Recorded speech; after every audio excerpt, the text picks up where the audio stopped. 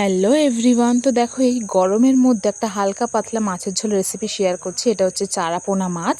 তো চারাপোনা মাছটা আমি ঝিঙে আলু দিয়ে ঝোল করব। এই যেখানে আমি জিরে ভেজে গুঁড়ো করে নিয়েছি, আদা বাটা, কাঁচা লঙ্কা বাটা, ঝিঙে আর আলু। এই যে আমি মাছটা একটু কড়া কড়া করে ভেজে নেব, কারণ আমার ভাই কড়া ভাজা খেতে ভালোবাসে। এবার আমি একটু ঝিঙেটা দেখো তেলে প্রথমে ভেজে নিচ্ছি ভালো মতন। আমি ভালো করেই ঝিঙেটা ভেজে নিয়েছিলাম। দেখো ভালোভাবে ভাজা হয়ে গেল। তো ভেজে এবার একটা বাটিতে আমি তুলে নেব।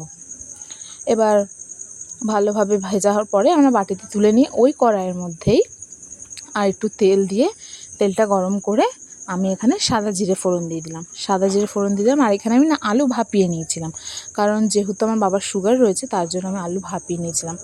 এবার ওই গরম তেলের মধ্যে আমি আদা আর কাঁচা লঙ্কা বাটাটা দিয়ে দিলাম। দিয়ে একটু ভাজা ভাজা হলো, ওই বাটির মধ্যে আমি নুন আর হলুদ দিয়ে একটু জল দিয়ে দিলাম ওতে।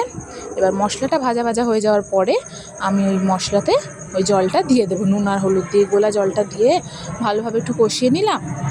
ভালোভাবে কষানোর পরে দেখো ভালো লাল লালভাবে হয়ে গেছে, অনেকটাই কষে এসেছে। ভালোভাবে কষে ওঠার পরে এবার আমি ওতে ভাপিয়ে নেওয়া আলুগুলো দিয়ে দেবো। আর তার মধ্যে ঝিঙাগুলোও দিয়ে দেবো। ঝিঙাগুলো দিয়ে ভালো করে আমি এবারে কষাবো। মশলাটা দিয়ে, সবজিটা দিয়ে ভালোভাবে দেখো কষে এসেছে, তেল বাইরে দিয়ে ছেড়ে গেছে। এবার আমি জিরে ভেজে যে গুঁড়ো করেছিলাম ওই গুঁড়োটা দিয়ে দিলাম, দিয়ে ভালোভাবে কষিয়ে নিচ্ছি।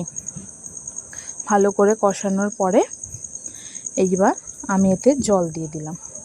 ভেজে রাখা বাটিটার মধ্যেই জল দিয়ে দিলাম। জলটা দেওয়ার পরে এবার আমি আস্তে আস্তে মাছগুলো সব দিয়ে দিলাম। দেখো ভালোই কড়া করে ভেজেছিলাম। এই যে মাছের ঝোলটা ফুটে উঠেছে। দিয়ে এবার আমি এটা গরম মশলা গুঁড়ো আমি গুঁড়ো করে নিয়েছিলাম। ব্যাস।